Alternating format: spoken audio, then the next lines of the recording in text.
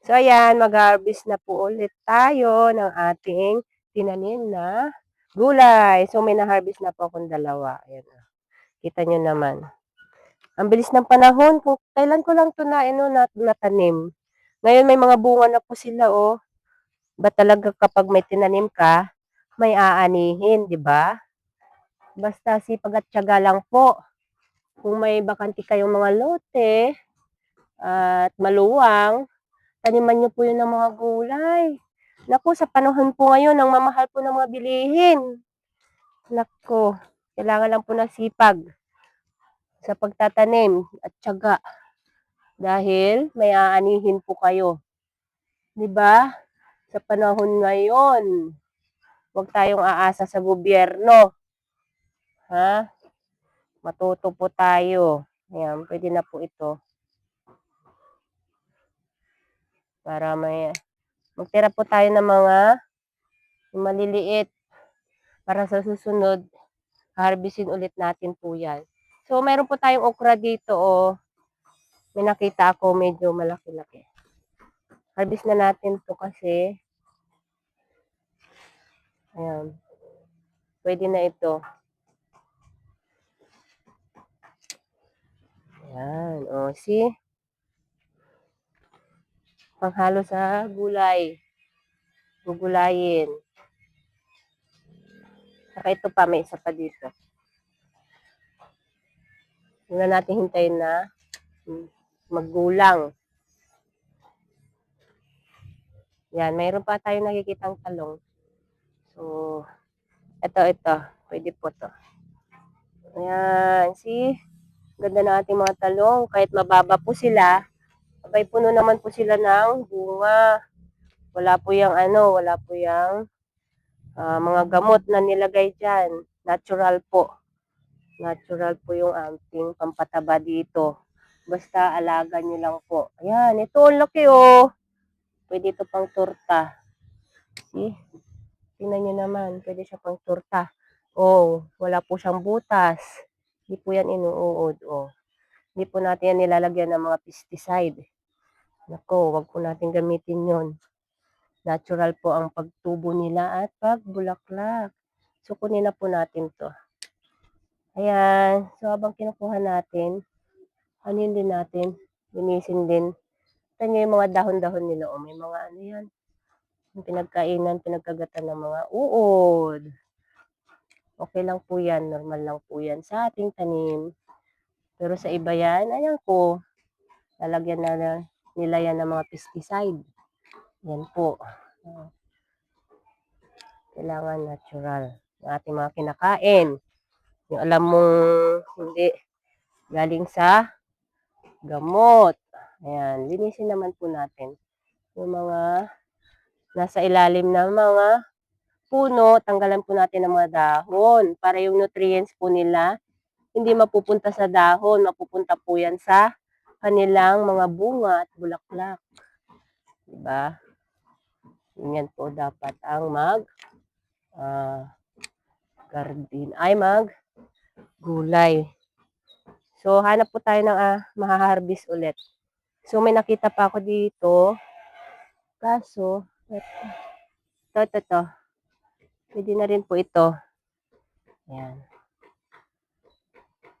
Pwede na po ito. May isa pa dun eh. Kaso nagdadalawang isip pa ako kasi lalaki pa ito eh. Okay lang. Marami naman na tayo na harvest oh. Yung pangkain lang po natin. Ayan. Sa susunod naman yan. Maganda po kasi iluto ang gulay kapag fresh galing sa garden. Yung bang paplano ka ng lulutuin mo tapos kukuha ka lang sa garden mo. Siyempre minsan magsasawa ka din. So mag-isip ka ng ibang lutong ulam. Pag naubos na ulit yung kinuha mong gulay, kuha ka lang sa garden, di ba? At least fresh.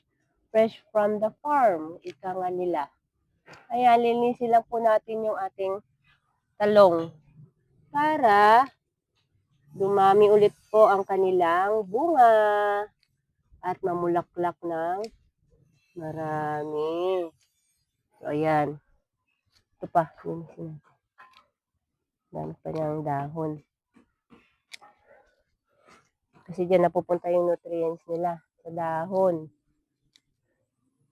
Is nasa bunga, mapunta. Ito pa. Ang cute nga, yung baba lang nila, tapos may bunga na. Ayan.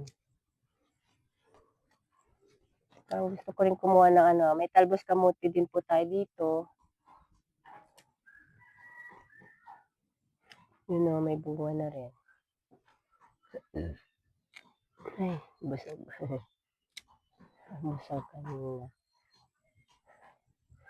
Meron kalabasa dito. Yung bulaklak niya. Kunin natin.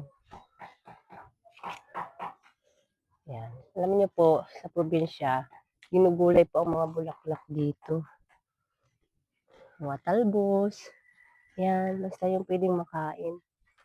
Pwede yan gulayin, isama sa dinengdeng. Dito sa aming probinsya sa Pangasinan. Mahilig po kami sa dinengdeng. Ayan, pwede na po ito.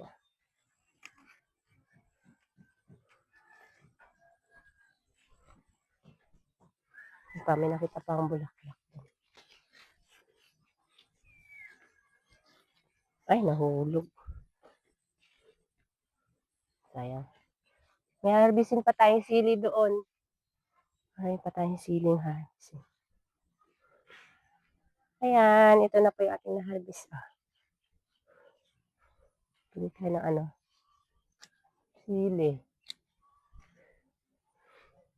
Ay, ito parang malaki na to. Hindi na siguro to. Ay, hindi rin. Isasabay na lang dun sa isang nakita kong malaki. Isasabay na lang yan sa pag-harvest sa susunod. Para may mauulam ulit sa susunod. Ayan, sabay-sabay sila.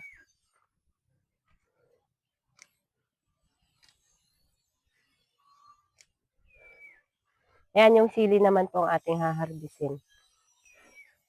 O, yung ibang sili, hindi pa lumalaki. Ito, malaki na sila. Ang sigang. Ay, ang galing. Oh, yan. Oh, bubutas tong isa. Saka ito. Kalain niyo yun, oh. Ang dami rin siyang bunga, oh. Yan, malaki siya ng ganyan. Manghang din po yan. And, yan.